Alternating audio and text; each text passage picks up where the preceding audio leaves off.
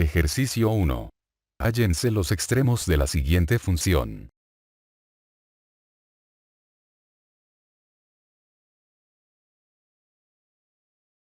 Al igual que en las funciones de una variable, buscaremos los puntos críticos utilizando la primera derivada, que en este caso serán las primeras derivadas parciales.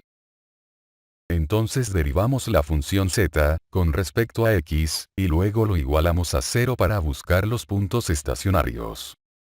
Y así tenemos la primera ecuación.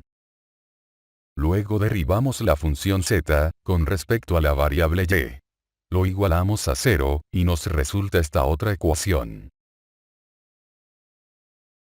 A partir de estas dos ecuaciones hallaremos los puntos estacionarios. Noten que aquí, x ni y pueden ser 0, entonces despejemos y. Y reemplacémosla en la primera ecuación. De aquí en adelante es álgebra elemental. Y ya tenemos los valores para x. Por lo tanto los puntos estacionarios. Ahora necesitamos saber, cuál de estos puntos es un extremo de la función z. Para ello emplearemos cierto criterio para averiguar el signo de la segunda diferencial de z en cada uno de estos puntos. Y ya que esta segunda diferencial involucra a las segundas derivadas parciales, entonces hallémoslas. Para hallar la segunda derivada parcial de z con respecto a x, volvemos a derivar esto, con respecto a x. Un razonamiento análogo para la segunda derivada con respecto a y como la función z es varias veces continuamente diferenciable en todo el plano, entonces sus derivadas mixtas xy y yx son las mismas.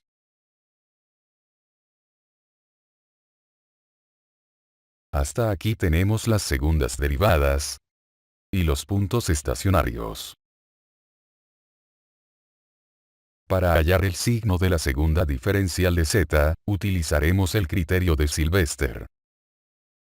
Necesitaremos la segunda derivada de z, y el determinante de esta matriz simétrica. El criterio consiste en que si delta 1 es mayor que 0, y delta 2 es mayor que 0, entonces el signo de la segunda diferencial de z es definida a positiva. Si delta 1 es negativa y delta 2 es positiva, entonces el signo de la segunda diferencial de z es definida negativa. Si delta 2 es negativa, no hay extremo. Y si delta 2 es 0, no se concluye nada. Conociendo este criterio, evaluemos los puntos críticos, en estas dos expresiones. En el primer punto crítico, tenemos que delta 1 es negativa, y delta 2 es positiva. Por tal razón, la segunda diferencial de z es definida negativa. Y aquí hacemos una analogía con la segunda derivada de las funciones de una variable. Sucede que si la segunda derivada es negativa en cierto punto, entonces este punto es un máximo relativo, y lo mismo sucede aquí.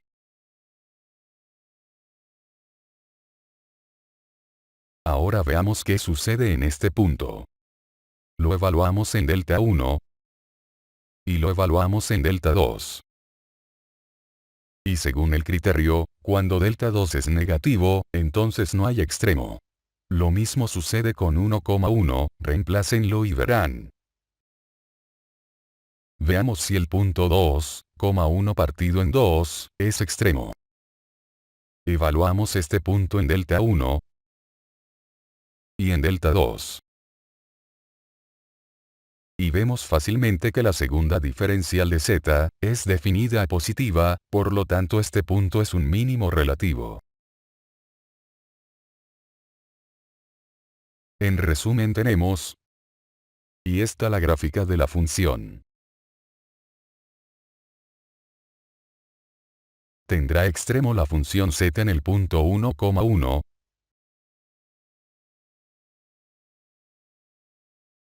Busquemos los puntos críticos, mediante las primeras derivadas parciales. Derivada de z con respecto a x. Y derivada de z con respecto a y. Evaluamos el punto 1,1 en cada derivada, y vemos que se cumple la condición necesaria de extremo. Ahora veamos si se verifica la condición suficiente. Para ello hallaremos todas las segundas derivadas parciales de z. Segunda derivada de z con respecto a x. Segunda derivada de z con respecto a y. Segunda derivada mixta de z con respecto a xy, que es la misma que la derivada de yx, puesto que la función z es varias veces continuamente diferenciable. Y evaluemos el punto 1,1 en cada una de estas derivadas parciales.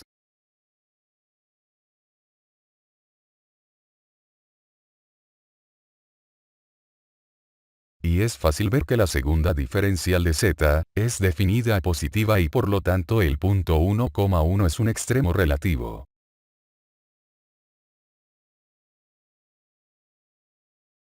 Y he aquí las gráficas.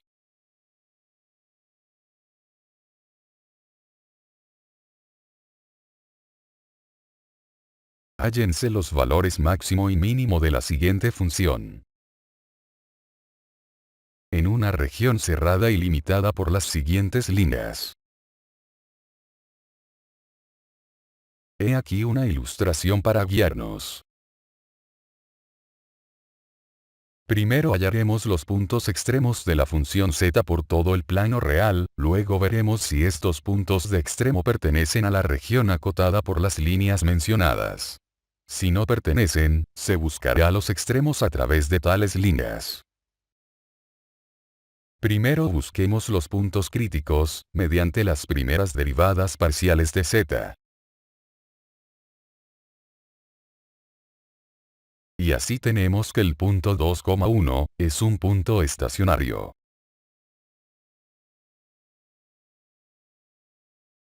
Conviene traer aquí las primeras derivadas. Ahora veamos si el punto 2,1, cumple con las condiciones suficientes de extremo para la función que se está tratando. Calculamos las segundas derivadas parciales. Y delta 2.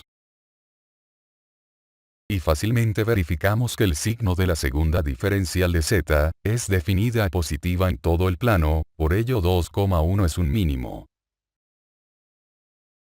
Ahora veamos si este punto está dentro de la región encerrada por estas líneas. Recalquemos que los vértices del triángulo son estos. Y la región encerrada por las líneas es este conjunto abierto. Fácilmente se ve que 2,1 no está dentro de la región. Entonces busquemos los extremos sobre la frontera de R. En la primera línea, x varía entre 2 y 4, mientras y permanece constante. Esta es la función que se está estudiando. Reemplazamos la constante y en esta función, y tenemos otra en función de x. Completamos cuadrados, y notamos que esta función no puede ser menor que 3. Entonces el punto de mínimo para esta función de x, está en x igual a 2. Y el punto de máximo es x igual a 4.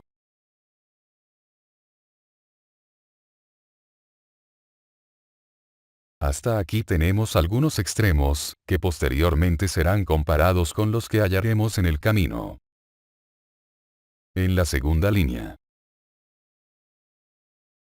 Esta vez x es constante, y la reemplazamos en la función que estamos tratando. Y obtenemos otra función en y. Completamos cuadrados. Y notamos que un mínimo está en y igual a 1. Y un máximo en y igual a menos 1.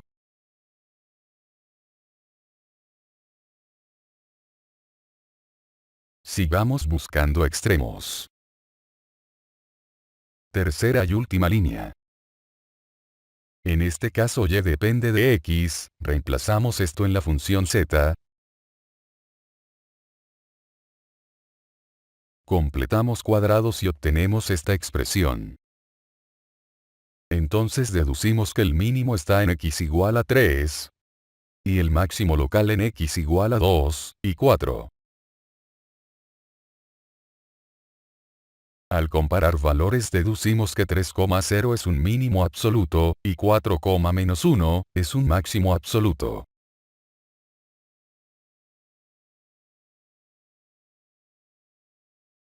He aquí las gráficas.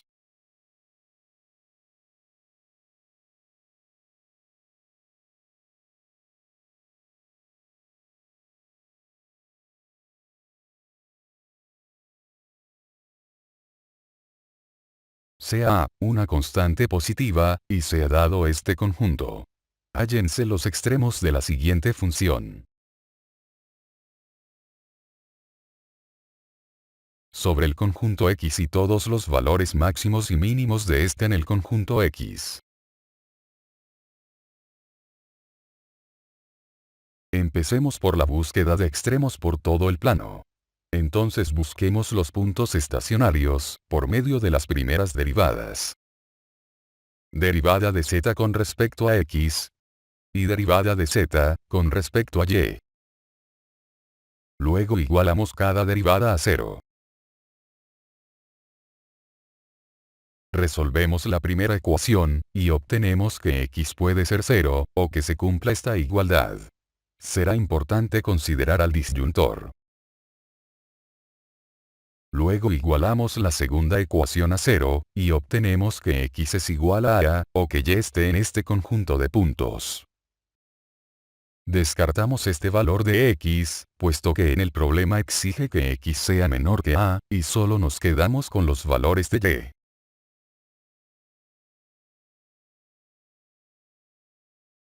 Luego se deben verificar al mismo tiempo estas dos soluciones.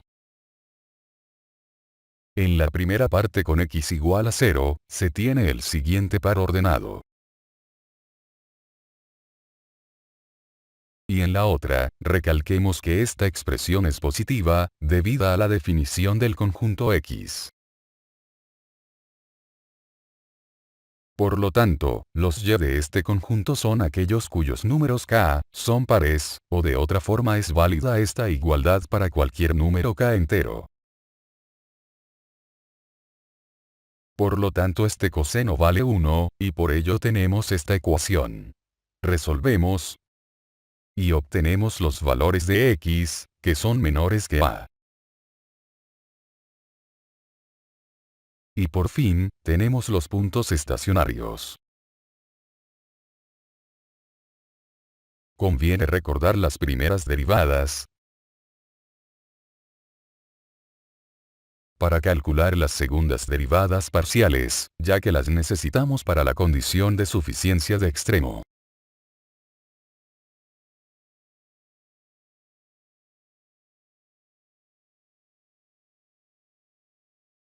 Aquí tenemos los puntos estacionarios y las segundas derivadas.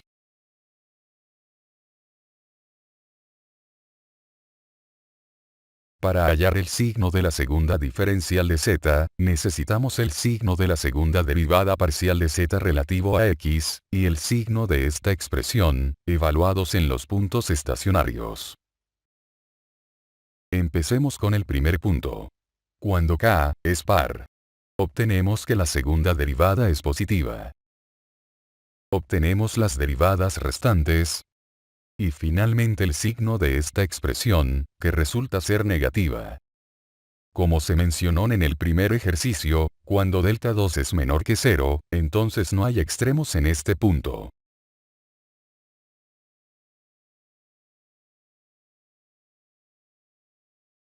Seguimos con el mismo punto, cuando k es impar. La segunda derivada parcial relativo a x, es positiva. Calculamos las demás, para obtener el signo de delta 2, que resulta ser positiva. Entonces la segunda diferencial de z es definida a positiva y por ello este punto es un mínimo relativo. Recuerden el criterio de la segunda derivada de las funciones de una variable.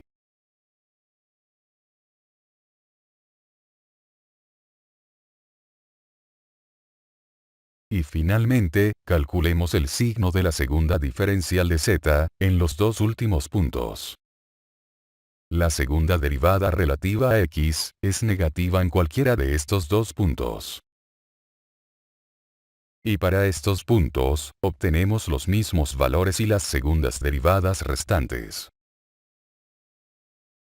Y con estos valores, obtenemos que delta 2, es positiva.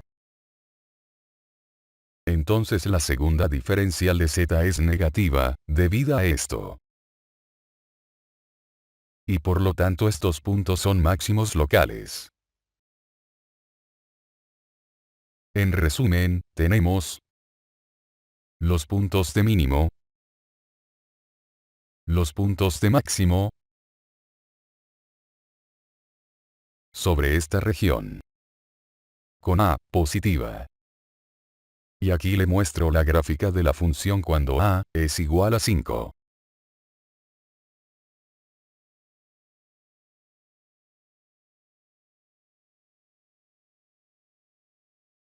La superficie total de un paralelepípedo rectangular es igual a 6 veces a al cuadrado.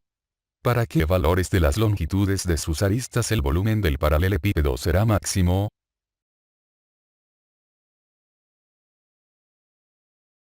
Asumiremos que las aristas de este prisma, midan x, y y z, entonces el área total de este sólido viene dada por esta expresión.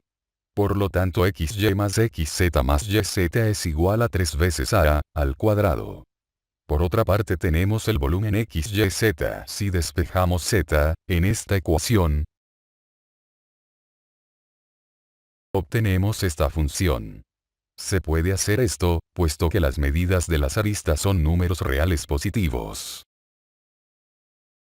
Luego reemplazamos el valor de z, en el volumen del sólido, y obtenemos una función en las variables x y y.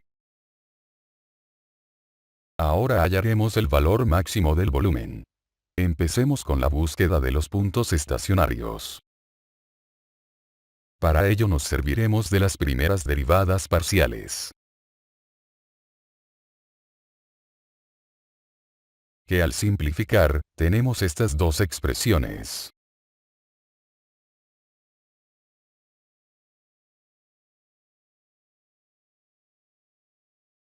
Estas son las primeras derivadas,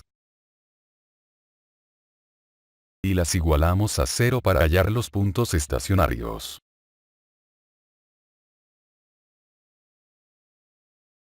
Y obtenemos estas dos soluciones. Necesitamos que estas soluciones se verifiquen simultáneamente. Para ello aplicamos la propiedad distributiva del conjuntor con respecto al disyuntor y podrán comprobar fácilmente que se obtiene esto.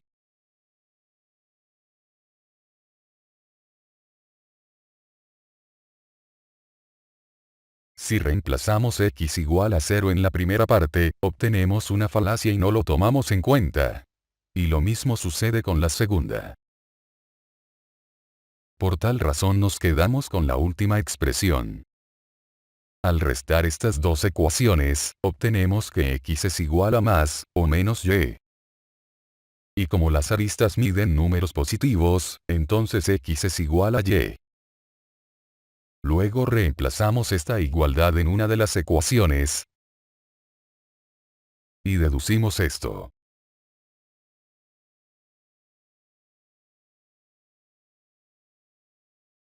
Y así tenemos que x y y valen a. Y este es el único punto crítico. Conviene recordar las primeras derivadas para calcular las segundas derivadas parciales. Lo necesitaremos para verificar si este punto estacionario es de extremo. Segunda derivada parcial relativo a x. Segunda derivada parcial relativo a y. Y la segunda derivada parcial mixta. Hay que recalcar que para este caso, cuando los valores de x, y, y z, son positivos, la función volumen, es continuamente diferenciable varias veces. Luego evaluamos el punto estacionario, en estas derivadas.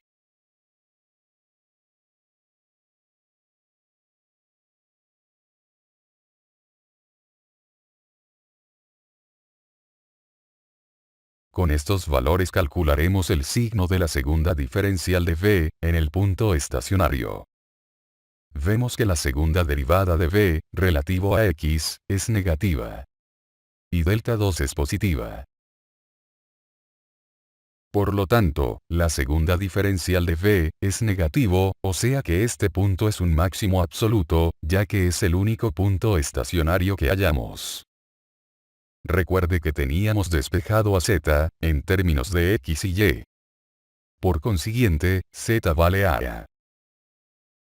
Como respuesta al ejercicio, damos que el volumen de este paralelepípedo se hace máximo cuando sus tres aristas son iguales.